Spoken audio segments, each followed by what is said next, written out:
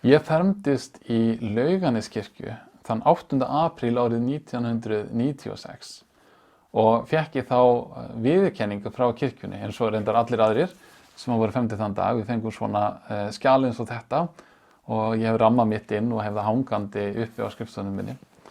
Þykir mjög vænt um þetta. Hér stendur á fermingardegi og svo stendur nafnið mitt, Zakarías Ingólfsson, og síðan kemur spurningin sem presturinn spurði í guðsþjónustunni. Viltu leitast við að hafa Jesú Krist að leiðtoga lífsins? Og ég man það vel þegar ég stóð þarna í Laugarneskirkju og sagði já við þessu. Síðan kemur hérna lýsing á því hvað átt við með orðinu leiðtogi. Leiðtogi sá sem leiðir ræðuferðinni. Jesús Kristur vill fá að leiðbeina þér.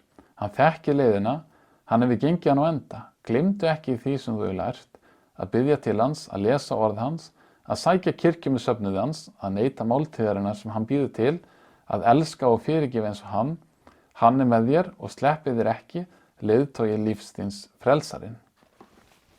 Þetta er mjög gott ráð og mjög gott að fylgja því, en mér finnst samt vanta svolítið í þetta. Hér er spurt hvort að Jesús sé leiðtogi lífsins. En grundvallar játning kristinna manna er ekki að Jesús sé leiðtogi, heldur að hann sé drottinn lífs okkar. Og það er svolítið stærri játning. Ef við förum aftur í frumkirkjuna á tíma lærisveinanna og á tíma fyrstu kristinna manna, þá breiðist hún út á tíma Rómarveldis. Keisarinn er í Rómarborg og allt svæðið í kringum Miðjarðarhafi er undir valdi hans. Og hann gerir kröfu til þess að allir þegnarnir víðsvegar í Rómarríki sýna honum hollustu sína með því að segja og játa að keisarinn sé drottinn, hann sé æðsti drottnari heimsins. Allir átt að mæta í musteri keisarans reglulega, svona kannski einu sinni ári, og bera fram þessa játningu, keisarinn er drottinn. Og svo áttu þeir jafnvel að brenna svolítið reykelsi fyrir fram að styttu af keisarinn. Afsakið. En kristnir menn gátu ekki fallist á þessa játningu. Keisarinn er ekki æðsti drottnarinn heimsins. Hann er ekki æðstur, hann er ekki drottinn með stóru D, heldur er það Jesús. Páll postuli skrifar til kristinna manna í Rómarborg á þessum erfiðu tímum og í Rómverjabréfinu kafla 10, versi 9 og 10 stendur eftirfarandi.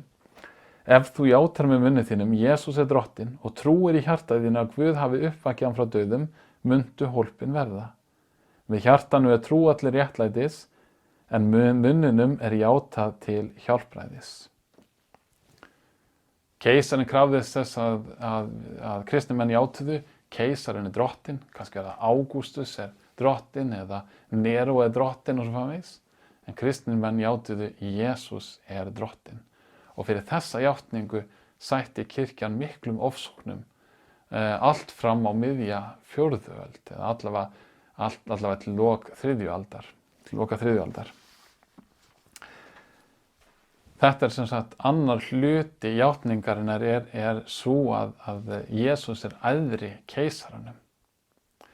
En það er annað í þessari játningu. Það er ekki bara það að Jesús sé æðri keisaranum, heldur er þetta yfirlýsing traust til Jesú Krists. Því Jesús er ekki drottinn eins og keisarinn sem að þvingar, heldur er Jesús drottinn sem lætur sér and sína. Hann er sá sem sækir þá úr klóm heimsins, hann er sá sem sækir sína jafnvel úr klóm og gripi dauðans. Kristur er sá sem hefur allt vald á himni og á jörðu. Hann hefur vald sem að nær inn í dauðan. Engin annar hefur svoleiðis vald og hann getur sótt þá sem tilheyra honum jafnvel úr klóm dauðans. Hvaða drottinn er eins og hann? Hvaða annan drottinn ættum við að hafa? Hvers vegna ætti maður að játa að keisarinn er drottinn þegar Jesús hefur þetta vald? Sannarlega, Jesús er drottinn. Það er meira og stærra heldur en að hann sé leiðtogi lífsins. Jafnvel þótt að hvort tveggja sé satt. Jesús er drottinn.